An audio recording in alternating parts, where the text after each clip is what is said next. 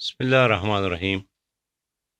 دھرنے کا بنیادی مقصد عام فرد کا مسئلہ تھا، اور یہ بجلی کی قیمتوں میں ظالمانہ اضافہ یہ صرف جماعت اسلامی کے ووٹر سپورٹر یا کارکن کا مسئلہ نہیں ہے، خود مسلم لیگوں کا بھی مسئلہ ہے، پی ٹی آئی والوں کا بھی مسئلہ ہے، پیپل پارٹی والوں کا بھی مسئلہ ہے، جے یو آئی والوں کا بھی مسئلہ ہے، جو سیاست میں نہیں ہے ان کا بھی مسئلہ ہے، جو ورکر ہے ان کا بھی مسئلہ ہے، جو مسلم ہے جو غیر مسلم ہے، ہر انسان کا مسئلہ ہے۔ صحیح۔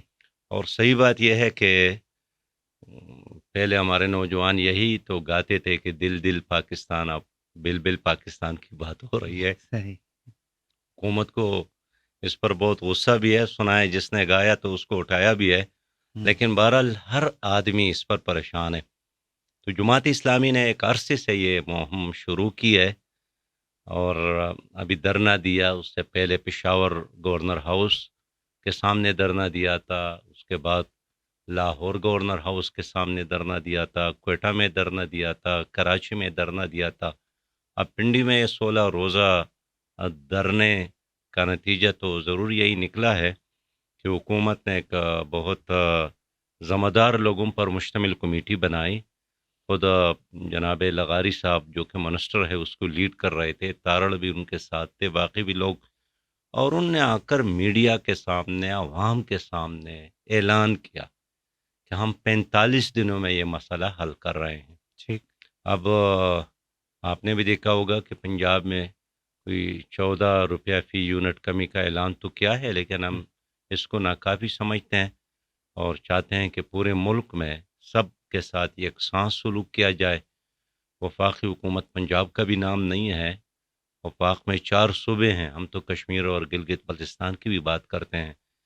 اس لیے میں سمجھتا ہوں کہ اگر اخلاص کے ساتھ حکومت ہماری اس بات کو سنے تو یہ عام آدمی کا مسئلہ ہے، اور یہ ایسا مسئلہ نہیں ہے کہ یہ حل نہیں ہو سکتا ہے، اس لیے کہ ریسورسز ہے ہمارے ساتھ، دلائل موجود ہے۔ یعنی خود وزیر اعظم نے اعتراف کیا ہے کہ 500 ارب کی چوری ہوتی ہے، جہاں چوری ہوتی ہے یا لائن لاسز ہوتا ہے تو وہ بوجھ بھی پھر عوام پر آتا ہے۔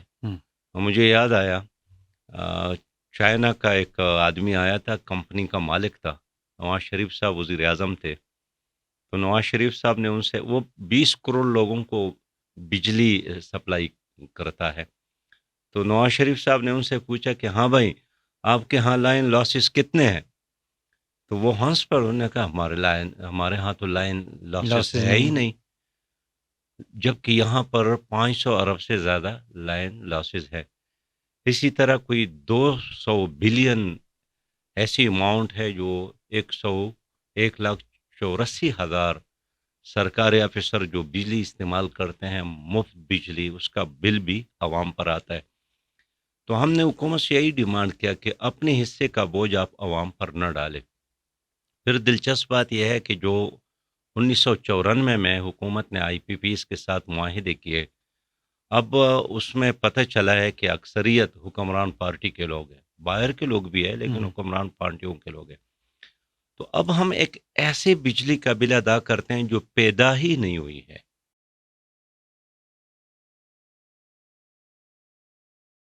دیکھیے اب سوال یہ ہے کہ ایک پاکستان ہے یا 4 پاکستان؟ ہم یہی چاہتے ہیں کہ چاروں صوبوں میں عوام کو ریلیف دیا جائے۔ اب آپ کے پی کے کول ہے، سب سے زیادہ بجلی تو وہاں بنتی ہے اور سستی بجلی، اور میں ویسے افسانہ بیان نہیں کرتا ہوں، 1 روپیہ اور 45 روپے ایک یونٹ پہ خرچ آتا ہے۔ یہ بے انتہا 14 اقسام کے ٹیکسز ڈال کر بجلی کی قیمتوں میں اضافہ کیا جاتا ہے۔ میں آج بھی دعوے سے بات کرتا ہوں کہ چلو بجلی پر جو خرچ آتا ہے آپ وہ خرچ مجھ سے لے لیں، یعنی پاکستان کے شہریوں سے لے لیں، آپ اپنے ٹیکسز ایک طرف کر لیں، تو یہ تو انصاف کی بات ہے۔ تو اب اگر یہ حکومت نہیں کرتے ہیں تو اس کا مطلب یہ ہوگا کہ حکومت جھوٹی حکومت ہے اور یہ دھوکہ دے رہی ہے، اور یہ just to kill the time وقت گزار رہی ہے۔ تو پھر عوام ہوں گے، سڑکیں اور چوک اور چوراہے ہوں گے، احتجاج ہوگا، ہاتھ ہوگا اور گریبان ہوگا حکومت کا۔ ہاں، یعنی اس کا مطلب ہے کہ ایسی جگہ جہاں حکومت کوئی تکلیف نہ ہو. آپ کو دیکھیے خدا نہ خواستہ نہیں، لیکن عوام کو تکلیف ہوتی ہے نا. دیکھیے کوئی انجیکشن آپ نے لگایا تو ہوگا نا، جی. تو تکلیف تو ہوتی ہے نا جی. ہوں. لیکن صحت کے لیے بیماری کو بھگانے کے لیے ضروری ہوتا ہے. ہوں. آپ جب کراچی سے لاہور آتے ہیں اپنی گاڑی پر تو آپ کا تیل تو جلتا ہے نا کہ نہیں جلتا ہے، لیکن کچھ خرچ تو کرتے ہیں تو اپنے اگلے اسٹیشن تک پہنچ جاتے ہیں. تو میں سمجھتا ہوں کہ دیکھیں ہماری جو دھرنے یا ہمارا جو احتجاج ہے اس میں ایک تو گراؤ جلاؤ نہیں ہوتا ہے. ٹھیک. ایک ممپلی بھی کسی کا ٹوٹا نہیں، ایک ممپلی، ایک شیشہ، ایک انسان کو کوئی تکلیف. الحمدللہ ہمارا کارکن منظم کارکن ہے اور خود وہ ہمدرد ہے، عوام سے محبت کرنے والا کارکن ہے. ہم بالکل ایک ایسی جگہ پر ہم نے دھرنا دیا کہ 16 دن لوگوں نے خود دلچسپی لی اور آنا شروع کیا. اور ابتدا میں تو خود لوگ حیران تھے کہ کیا ہوگا، لیکن پھر پنڈی کے لوگ آنے لگے، اسلام آباد کے لوگ آنے لگے، آس پاس کے لوگ آنے لگے. بالکل. اور یہی وجہ ہے کہ ہر وقت وہاں 8 9 10 ہزار 15 ہزار کے مجمعے اگر آپ کو نظر آنے لگے تو یہ عوام تھے. اس لیے ہم چاہتے ہیں کہ بغیر قربانی کے آپ کو کوئی حق نہیں دیتا ہے، اس لیے کچھ قربانی دے تو آپ کو حق ملے گا، کچھ جدوجہد کرے تو آپ کو انصاف ملے گا، کوئی محنت کرے تو آپ کو پھل ملے گا. تو اب اگر آپ کہتے ہیں کہ محنت تو میں نہیں کروں گا لیکن پھل ضرور دے، تو اللہ تعالیٰ کی سنت یہ نہیں ہے.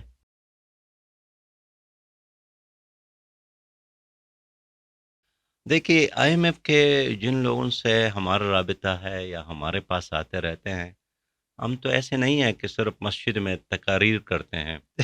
ہم تو آئی ایم ایف کے لوگ شاید یہی لوگوں کو سمجھتے بھی ہیں. جانتے ہیں، صحیح. ورلڈ بینک کے لوگوں کو بھی جانتے ہیں. خود ایک ذمہ دار آدمی میرے پاس آیا اور وہ پاکستانی تھا، آئی ایم ایف کے ساتھ کام کرتا تھا، آئی ایم ایف کی طرف سے وفد میں شامل تھا. تو اس نے کہا کہ پی ٹی آئی کی حکومت میں میں نے اپنی طرف سے ایک محب وطن پاکستانی کی حیثیت سے بہت ساری چیزیں ان کو بتانے کی کوشش کی کہ ہمارے آئی ایم ایف کا سوال یہی ہوگا، آپ یہ جواب دے دیں. پہلا سوال یہی ہوتا ہے آئی ایم ایف کی طرف سے عموماً کہ جو قرض ہم آپ کو دیتے ہیں آپ اس کو واپس کیسے کریں گے. تو میں نے ان کے بہت سارے تجاویز بتائے تھے، لیکن ہمارے منسٹر اس کے کہنے کے مطابق جب آئیں وزیر خزانہ تو اس نے نہ فائل دیکھا تھا نہ میرا میسج پڑھا تھا. تو اس نے پہلا جواب یہی دیا کہ جو قرضہ آپ دیں گے وہ ہم آپ کو ایسے واپس کریں گے کہ ہم بجلی کی قیمتوں میں اضافہ کریں گے. تو انہوں نے کہا کہ ہمارے لوگ بہت جلدی خوش ہو گئے کہ ویل یہ تو بہت ویژنری آدمی ہے کہ بجلی کی قیمتوں میں اضافہ کر کے ہمیں ہمارا پیسہ واپس کرے گا. تو آئی ایم ایف کا کہنا یہی تھا کہ ہم نے ان کو ایڈوائز کیا تھا کہ لائن لاسز ختم کرے، آپ چوری ختم کرے، آپ مفت خورے جو 1,86,000 تک پہنچتے ہیں ان کی بجلی بند کرے اور آپ شفافیت لائیں. ان کا یہی تھا کہ ہم نے یہ نہیں کہا ہے کہ آپ عام آدمی پر بوجھ ڈالیں، ان کا کہنا ہے کہ آپ اشرافیہ پر بوجھ ڈالیں. آپ دیکھیں خود بڑا بینک کے رپورٹ کے مطابق $17 بلین ہر سال آپ کی اشرافیہ کا جاتی ہے، لیکن اس کا بوجھ بھی عوام پر ہے. اب یہ جو تانے قائم ہو رہے ہیں 8,500 سے زیادہ یا 400 سے زیادہ عدالتیں، اس پر سالانہ 10 ارب کا خرچ آئے گا. تو بجائے اس کے کہ چوری کنٹرول کرے، بجائے اس کے کہ یہ جو اہم مراکز ہے اس کو ختم کر لی، اور 10 ارب جو ہے نا وہ بھی آپ پر مجھ پر عوام پر ڈالیں گے. نواز شریف، شہباز شریف، مریم شریف صاحبہ کوئی جیب سے تو نہیں دیں گے. اس لیے ہم سمجھتے ہیں کہ ہر مسئلے کا ایک حل موجود ہے اگر یہ حکومت دل سے اس کو حل کرنے کی کوشش کرے تو.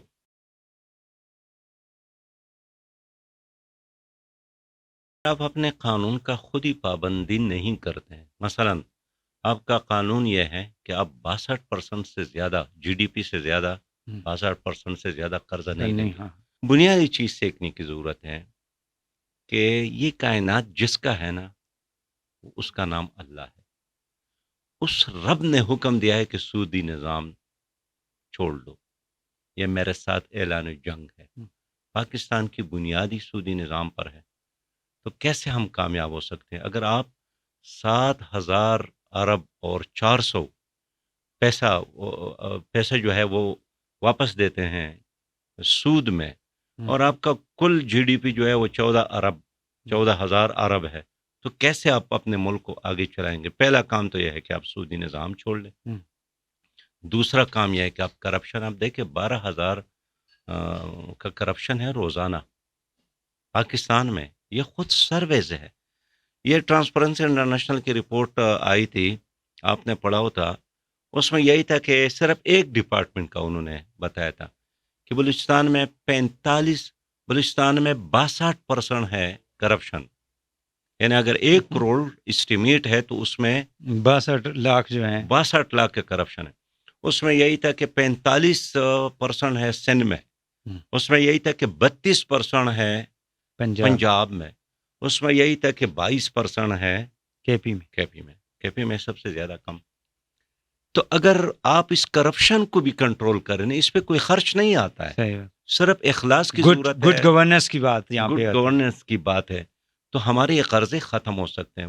باقی اس میں کوئی شک نہیں ہے کہ قرضوں کی بنیاد پر کوئی قوم ترقی نہیں کرتی، لیکن متبادل تو ہونا چاہیے. متبادل ایک معاشی نظام ہمارے ساتھ موجود ہے، لیکن اس نظام کو اپنانے کے لیے سب سے پہلے تو اللہ پر ایمان لانا چاہیے. ہمارا ایمان ہے زبانی کلامی. اس نے جو نظام دیا ہے نا سود سے پاک نے، اگر آپ سود کو بھی نہیں چھوڑتے ہیں اور کہتے ہیں کہ نہیں سود تو میں نے چھوڑنا نہیں ہے، لیکن میرے رب میرے اس نظام کو ٹھیک کر لے. ویسے مجھے یاد آیا ایک بہت بڑے گزرے ہیں شیخ سعدی. اس نے ایک چھوٹی سی کہانی میں ایک بہت پتے کی بات کی ہے کہ ایک آدمی پہاڑ کی چوٹی پہ جا رہا تھا. چوٹی کو جانتے ہیں؟ یعنی پہاڑ کے ٹاپ پہ جا رہا تھا. تو وہاں سے گر گئے، رات کا وقت تھا. تو گرتے گرتے اس نے ایک ٹہنی پکڑی، یعنی ایک شاخ درخت کا. اس سے وہ لٹک رہے تھے اور برف باری ہو رہی تھی اور شدید سردی تھی. تو ایسے میں اس نے آسمان کی طرف دیکھا کہ میرے رب مجھے بچا دے. تو اللہ تعالیٰ نے اس کے پاس ایک فرشتہ بھیجا اور فرشتے نے عرض کیا کہ میں 4ویں آسمان پہ تھا، اللہ تعالیٰ نے آپ کی دعا سنی تو میں 4م آسمان سے یہاں پر پہنچا ہوں. تو آپ ایسا کریں کہ اس شاخ کو چھوڑے اور میرے گود میں آ جائے. تو اس آدمی نے کہا کہ نہیں، شاخ کو تو میں نے چھوڑنا نہیں ہے، لیکن آپ پہلے مجھے گود میں لے لے. تو فرشتہ واپس گیا. کہتے ہیں کہ وہ شدید سردی کی وجہ سے وہ ٹھٹر گیا اور گر گئے. تو زمین اور اس کے درمیان صرف 2 فٹ کا فاصلہ تھا، لیکن اس کو تو نظر نہیں آ رہا تھا. تو میرا مطلب یہی ہے کہ اگر آپ ایک بار اللہ کے نظام پر اعتماد کر کے اس نظام کو چھوڑے جو یہودیوں کا نظام ہے، جو استعمار کا نظام ہے، جو استحصالی نظام ہے، جو حوث پہ مبنی ہے، لالچ پر مبنی ہے، سود نظام گندا نظام ہے. اس نظام کو جب تک آپ نہیں چھوڑیں گے، دنیا کا کوئی معاشی افلاطون آپ کی معیشت کو ٹھیک نہیں کرے گا. اس لیے کہ آپ اس کو بھی چھوڑنے کے لیے تیار نہیں ہیں اور اس کو بھی اپنانے کے لیے تیار نہیں ہے، تو نہ اللہ تعالیٰ آپ پر اعتماد کرے گا کہ چلے میری نصرت، میری رحمت، میری برکت آپ کے لیے اب حاضر ہے، اور نہ یہ نظام ہم ٹوٹلی اس اسپرٹ کے ساتھ اپنا سکتے ہیں. اس لیے کہ پھر بھی ہم مسلمان ہیں، ایک مسلمان قوم ہے. تو اصل میں ہم 2 کشتیوں کے سوار ہیں. ہمیں ایک کشتی کو چھوڑ کر اس کشتی میں بیٹھنے کی ضرورت ہے جس کے لیے پاکستان بنا تھا.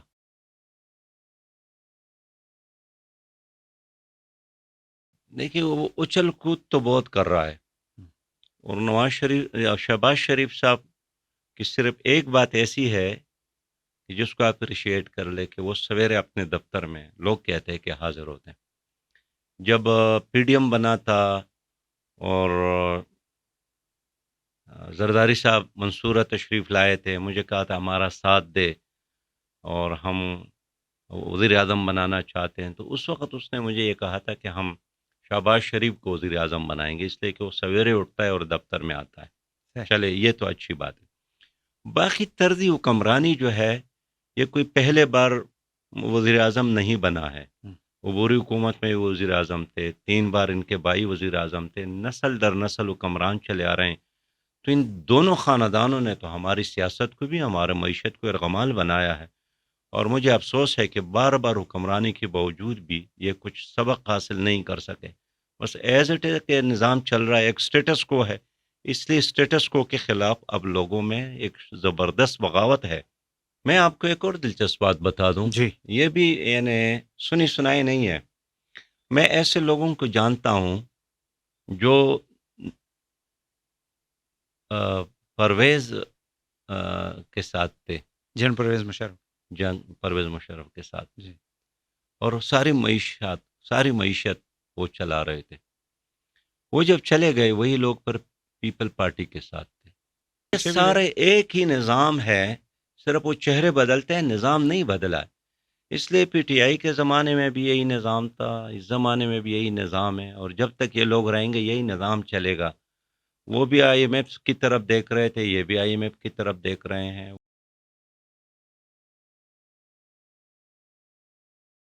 ان کے ساتھ اگر لوگ ہوتے ہیں نا تو ان کے اثرات بھی ہوتے ہیں. خود پی ٹی آئی والوں نے تو اعلان کیا تھا کہ ہمارے ساتھ 200 ماہرین ہیں. ہم، اب جب ان کو حکومت ملی تو وہ ماہرین نظر نہیں آئے. ہم، اسی طرح مسلم لیگ نے بھی کہا کہ اس بار تو ہم نے زبردست تیاری کی ہے. ہم. جب حکومت ملی تو وہی پرانا ڈار صاحب کو یہاں لے آئے اور اسی کو وزیر خزانہ بنایا. میں عرض یہ کرنا چاہتا ہوں کہ قیام پاکستان کے بعد ہمیں 3 چیزیں ورثے میں ملی ہیں. ہم. ایک طاقتور اشرافیہ ہے جو 48 سے لے کر آج تک اسی طرح مسلط ہے، وہی چند خاندان ہے. ٹھیک. ایک طاقتور بیوروکریسی ہے اور ایک طاقتور فوج ہے. ان تینوں کا مجموعہ ہے. تو نام بدلتے ہیں کہ اب پیپل پارٹی کی حکومت قائم ہو گئی، اب مسلم لیگ کی حکومت قائم ہو گئی، اب ہم. پی ٹی آئی کی حکومت قائم ہو گئی. نہیں، ابھی ایوب خان آیا، ابھی ضیاء الحق صاحب آئے ہیں، ابھی یحییٰ خان چلے گئے، ابھی پرویز مشرف آئے. جو بھی آئیں اور جو بھی جائیں وہی بیوروکریسی ہے، وہی اشرافیہ ہے اور وہی اسٹیبلشمنٹ ہے. یہ ایک تکون ہے جنہوں نے 75 سال سے اس ملک کو یرغمال بنایا ہے. ہمیں اس پر یعنی افسوس اس لیے ہے کہ کاش یہ اس ملک کو ڈٹریکٹ نہ کرتی اپنے اسلامی نظریہ حیات سے. تو انہوں نے تو ملک کو اسلامی بھی نہیں بنایا. چلیے کہتے ہیں کہ ہم اسلامی نظام کی بات نہیں کرتے ہیں، تو چلے معاشی ترقی کرتے ہیں، وہ بھی نہیں ہوا. ہم. قانون اور عدل اور انصاف کی حکمرانی بھی قائم نہیں کر سکے، تو وہ بھی نہیں ہوا. جغرافیہ کی حفاظت بھی نہیں کر سکے، ایک قوم بھی اس ملک کو نہیں بنا سکے. تو میں اس لیے اپنی قوم سے بات کرنا چاہتا ہوں کہ ان لوگوں پر مزید اعتماد کرنا یہ اپنے مستقبل کو تباہ اور برباد کرنا ہے.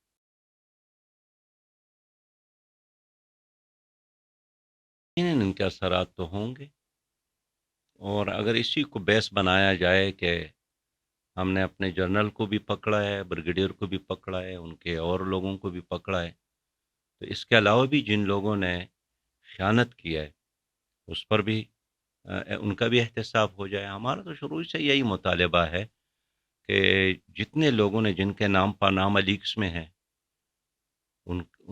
یعنی آج بھی ہمارا پٹیشن موجود ہے سپریم کورٹ میں، 436 لوگ ہیں، ان پہ تو ہاتھ نہیں ڈالا گیا. ہم. جنہوں نے پی آئی اے کو تباہ کیا، ریلوے کو تباہ کیا، پی ٹی سی ایل کو تباہ کیا، وابڑا کو تباہ کیا، ان پر تو ہاتھ نہیں ڈالا جا رہا ہے. جنہوں نے اسٹیل ارب ہا مل. قرضے لے کر اسٹیل مل کو تباہ کیا، نہیں، جنہوں نے ارب ہا قرضے لیے ہیں اور معاف کروائے، ان پر تو ہاتھ نہیں ڈالا گیا. اور ڈبلیو بیکر نے کتاب لکھی ہے کہ پاکستان کے 2 خاندانوں کی کل اثاثے 2 کروڑ سے زیادہ ہے، جو دبئی میں ہیں اور جو لندن میں ہیں. اور وہ اس نے خاندان کون چیلنج سے؟ کیا، اس میں یہی زرداری خاندان ہے اور شہباز شریف کا خاندان. اس نے وعدہ کیا ہے، یہ چیلنج کیا ہے کہ اگر کسی کو یہ اعتراض ہو وہ ہمیں چیلنج کرے. اور اس کے علاوہ بھی انہوں نے جو فگرز دیے ہیں، میں سمجھتا ہوں کہ اگر پاکستان کے جو اس وقت معاشی پرابلم ہے وہ اس وجہ سے تو نہیں ہے نا کہ ہماری آبادی زیادہ ہے. زیادہ آبادی تو ایک بڑی طاقت ہے. مسئلہ یہی کہ کچھ لوگوں نے کمایا ہے، اور پاکستان کے 98% لوگ تکلیف میں ہیں اور 2% لوگ مزے میں ہیں. ان 2% لوگوں کے ساتھ جو دولت ہے، جو حلال کی دولت ہے، وہ ان کو مبارک ہو. لیکن جو حرام کی دولت ہے اگر ان سے لے کر عوام پر خرچ کیا جائے تو ہمارے سارے کرے گا کون یہ؟ ہمارے یہ عوام ہی کر سکتے ہیں.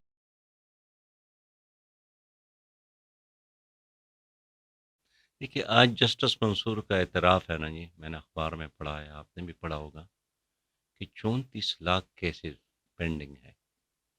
یعنی حساب کیا کہ چلے اگر ایک کیس کے نتیجے میں صرف 20 آدمی متاثر ہو، میرا اور آپ کا مسئلہ اگر ہو جائے صحیح بات. تو 10 آدمی آپ کے خاندان کے متاثر ہوں گے، 10 میرے نا جی، تو 20 تو ہو گئے نا جی. تو بھی 4 کروڑ سے زیادہ لوگ متاثر ہیں. یہ سارے کیسز پینڈنگ پڑے ہیں. تو سچی بات یہ ہے کہ عدالتوں پر اگر اعتماد ختم ہو جائے پھر معاشرے میں انارکی پیدا ہو جاتی ہے.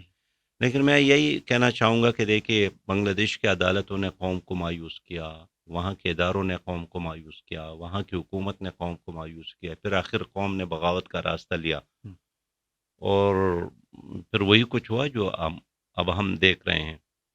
اس لیے یہ ایک انڈیکیشن ہے، یہ ایک ہی ریجن ہے، ہم ایک دوسرے سے متاثر ہوتے ہیں، ایک دوسرے کے تجربات سے اکٹھے رہے ہیں ایک ہی ملک اور میں. میں آپ کو بنیادی بات بتاؤں، دیکھیے اگر ہم صرف معیشت کی بات کرتے تو معیشت تو حسینہ واجد نے بہتر کیا تھا. یعنی پاکستان اور سری لنکا اور بھوٹان اور نیپال اور افغانستان اور ایران کے بنسبت بنگلہ دیش کی معیشت بہت بہتر ان کی تھی. ایکسپورٹس لیکن کافی تھی. جب تک سیاسی اسٹیبلٹی نہ ہونا معیشت بذات خود کوئی چیز نہیں. میں جنرل پیس کے اس کیس کے حوالے سے جو سوچتا ہوں ایک پولیٹیکل ورکر کی حیثیت سے کہ ایک مالیاتی سکینڈل یا جو ہے ایک سٹی کے پراپرٹی کے حوالے سے اس پر جو کیس بنایا گیا ہے وہ ایک کیس ضرور ہے، لیکن اس سے بھی زیادہ جو ایک عام سیاسی ورکر سوچتا ہے کہ سیاست میں مداخلت، لیکن اس کو اس لیے شاید زیادہ وہ نہیں لیا جا رہا ہے کہ اس میں سارے لوگ انوالو ہیں. اور 48 سے لے کر یعنی اسٹیبلشمنٹ کی جتنے بھی 48 سے لے کر ایوب خان کے زمانے میں، ضیاء الحق کے زمانے میں، پرویز مشرف کے زمانے میں، باجوہ صاحب کے زمانے میں، یہ پورے جو عرصہ ہے اس میں یہی لوگ انوالو رہے ہیں. تو میں سمجھتا ہوں کہ اگر صحیح احتساب ہوا تو قوم اس کو ویلکم کرے گی، لیکن مجھے یقین نہیں ہے کہ وہ احتساب ہوگا جو اس وقت قوم کی ضرورت ہے.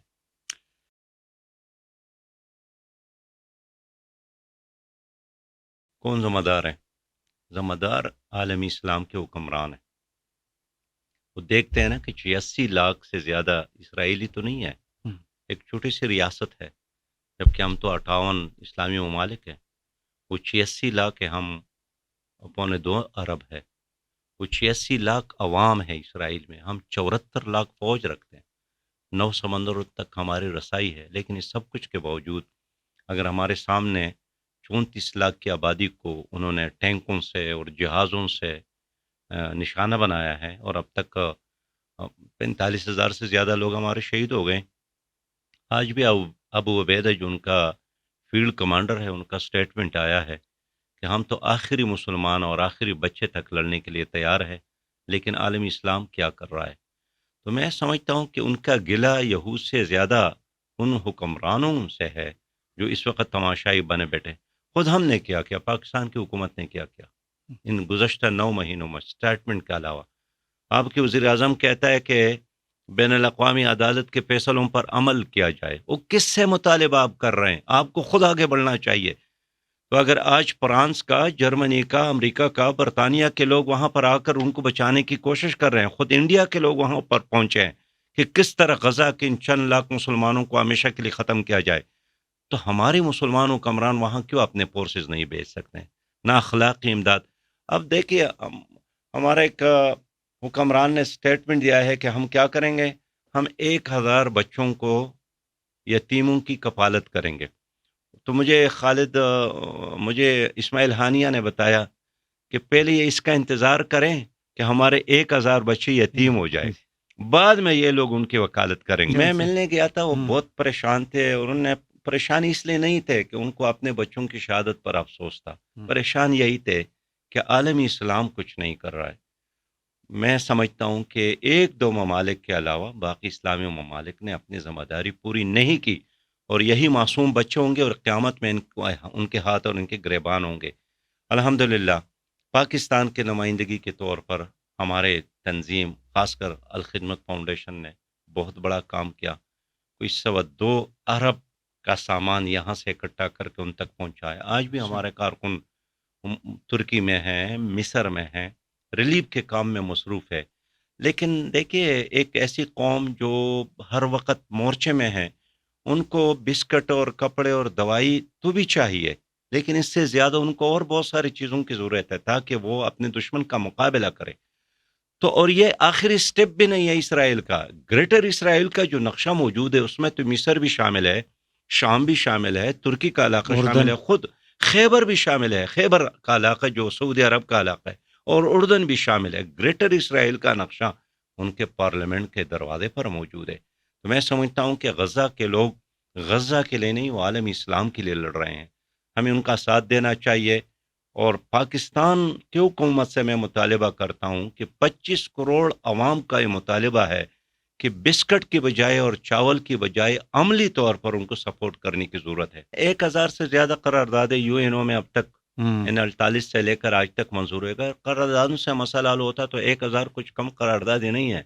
سلامتی کونسل کی کتنے قراردادیں آئی ہیں۔ عملی سپورٹ کا مطلب یہ ہے کہ اگر وہاں ٹینک ہے اور ہمارے ساتھ ٹینک ہے تو ہمارا ٹینک اس کے سپورٹ میں جانا چاہیے، ہمارا جہاز جانا چاہیے، ہماری فوج کو جانا چاہیے۔ اس میں کوئی شرم کی بات نہیں ہے کہ آپ مجھے انہیں دل میں سوچتے ہوں گے کہ سراج لوگ کیسی بات کر رہے ہیں، اس زمانے میں کیا ہمارے لیے ممکن ہے؟ تو اگر دشمن کے لیے ممکن ہے کہ تمہارے اوپر ٹینک چڑھائے، ہمیں بھی ہمارا قرآن حکم دیتا ہے کہ ان کا ساتھ دے، ہمارا رب حکم دیتا ہے کہ ان کا ساتھ دے، اور قرآن کہتا ہے کہ آپ کیوں ساتھ نہیں دے رہے ہیں؟ وَمَا لَكُمْ لَا تُقَاتِلُونَ فِي سَبِيلِ اللَّهِ، کیا وجہ ہے کہ آپ ان کا ساتھ نہیں دیتے ہیں؟ تو میں سمجھتا ہوں کہ اگر ہم نے مل کر اعلان ہی کیا تو اتنی ڈرپوک قوم ہے یہودی کہ ہمارے اعلان سے بھی وہ پیچھے ہٹ جائیں گے۔ دیکھیے اس وقت تو سچی بات یہ ہے کہ ایران ساتھ دے رہا ہے، اور جو حماس کے لوگوں کو اب تک ٹیکنیکل سپورٹ ہے وہ انہوں نے دی ہے۔ اور آپ کو یاد ہے یہ لوگ تو غلیل سے لڑ رہے تھے نا جی، پتھروں سے ٹینکوں کے مقابلے میں کھڑے تھے۔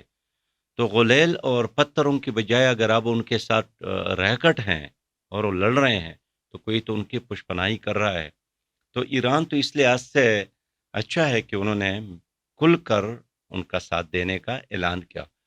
اب اسماعیل ہانیہ کی شہادت کے بعد اس کا ایکشن کیا ہو سکتا ہے یہ فیصلہ تو خود کریں گے، لیکن اس وقت اسرائیل پر ایک بہت بڑا دباؤ ہے میرے معلومات کے مطابق۔ وہاں جرمنی کے لوگ تھے نکل رہے ہیں، فرانس کے لوگ تھے نکل رہے ہیں، برطانیہ کے لوگ ہیں نکل رہے ہیں، کاروباری لوگ ہیں وہاں نکل رہے ہیں، اس لیے ان کو خطرہ ہے کہ کسی وقت ایران حملہ کر سکتا ہے۔ لیکن گزشتہ دنوں میں خود ایران گیا تھا، انہوں نے ایک تقریب کا اہتمام کیا تھا جس میں انہوں نے ایک بین الاقوامی ایوارڈ دنیا کے 8 افراد کو دیا، ان میں سے ایک میں بھی تھا، اور یہ ایوارڈ انسانی حقوق کے ڈپارٹمنٹ میں نے دیا کہ جنہوں نے فلسطین کی حمایت کی، جنہوں نے صہیونیت کی مخالفت کی، تو انہوں نے ہمیں یہ ایوارڈ دیا۔ وہاں جا کر مجھے یہ ان سے ڈسکشن کا موقع ملا۔